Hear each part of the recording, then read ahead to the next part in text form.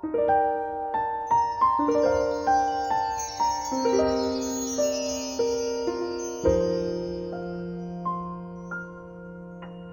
家好，今天我们来谈一谈如何判断是否得了抑郁症。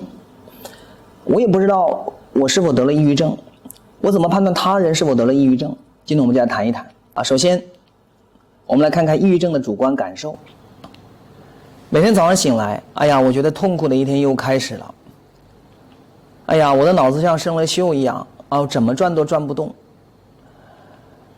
躺在床上的时候没有来由的想哭，但是好像又哭不出来，我也不知道为什么会想哭。如果我消失了，大家应该能过得更开心一点吧。还有呢，我躺在床上没有力气起来，别人都说我这是懒我起都起不来，我啥也不想干。那个抑郁的不快乐的我才是真实的我，快乐的时候我都是假的，那都不是我。我知道我自己抑郁了，应该去治疗，但是我不想，我懒得动，一切都很没有意思，活着也没有意义。这个世界很美好，是我不够好，是我不值得。抑郁的人主观上总是没有来由的会有这样的一些声音出现，总是我不好，我不行，我没用等等。还有呢，在行为上呢，我们来看一个案例小陈32岁，家庭关系和睦，业务能力出众，评为优秀员工，得到表彰。但随着优秀的新员工业绩逐渐被赶上，那么呢，逐渐的有压力，为了保持自身的竞争力，更加慢命的工作，加班时间越来越长，工作压力越来越大，饮食作息开始变得不规律。好，一段时间以后，注意这是一段时间以后，他开始失眠，睡不好，胸闷恶心，去医院检查吧，查不出什么问题。好，同事觉得他变了个人特别憔悴，筋疲力尽，没有来由的会唉声叹气。回了家呢，进了房间也不想搭理人。后来身体精神的状况越来越差，他试图自杀，别人才发现。后来呢，及时抢救脱险，在陪伴下去精神科就诊，发现是诊断为抑郁症。好，那么这个案子呢，是一个压力长期的压力导致的一个抑郁症的一个案例。那么抑郁症的人有什么样的一些表现呢？我们来看一下首先身体上筋疲力尽，干什么都很劳累。大家你有可能没概念，我请问大家，你才特别紧张，特别焦虑10分钟，当你放松下来之后，你累不累？你觉得骨头都是软的所以呢，他长期这样处在这种低落当中，情绪对他能量的消耗，所以呢，他就觉得筋疲力尽。还有呢，会觉得浑身有疼痛，肠胃不适食欲不振。这种疼痛呢，身体上的疼痛呢，是从生理上去检查不出来的。所以我们有很多老年抑郁的人这个老人家说他这里疼那里疼，家里人带他去检查，查不出什么毛病通常可能是情绪导致的，可能是抑郁导致的，大家要注意还有呢，吃也吃不好，睡也睡不好，我们说的寝食难安。第二个，情绪低落，对什么都不感兴趣，同时呢，内疚自责，思维上呢迟缓注意力不集中，记忆力下降，就好像我们长期没睡好觉一样就那种感觉差不多，脑子都是糊的，长期没睡好觉一样。大家有感触的吗？好，这是主观的感受和客观的评价。那我们来看看科学的专业的评定，怎么评定？这么评定。第一个常用的量表是贝克抑郁量表。量表的话，让他们自我报告，对于大规模的人群的测试是很有用的。好，它有很多指标。那么这个分数无抑郁、轻度的、中度的、重度的，量表得分仅供参考。如果大家得分比较高，建议前往精神科和心理咨询师那里寻求帮助。我们来举1-2个问题事例。比如说悲伤，我不觉得悲伤，那就选这个。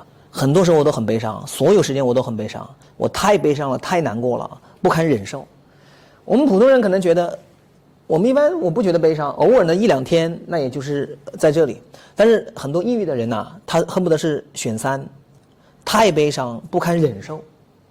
还有看这个案例，这个例子，我对自己的感觉跟过去一样，我对自己丧失了信心，我讨厌我自己，我恶心我自己，到这种程度，那么让他自我报告，主观的。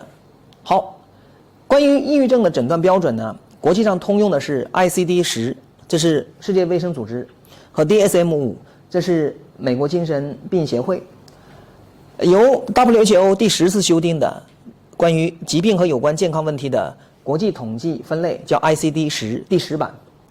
还有呢是这个精神障碍诊断与统计手册，叫 DSM 第5版。通常我们用 ICD-10，我们来举例看这俩诊断。首先，它这个症状要持续2周以上，2周以上。那么首先有3个典型的症状，最典型的第一个什么呢？心境抑郁，就情绪低落，抑郁。第二呢，对什么活动呢缺乏兴趣，没有活力。第3个呢，精力减退，容易疲劳。这3个是主要症状，典型症状。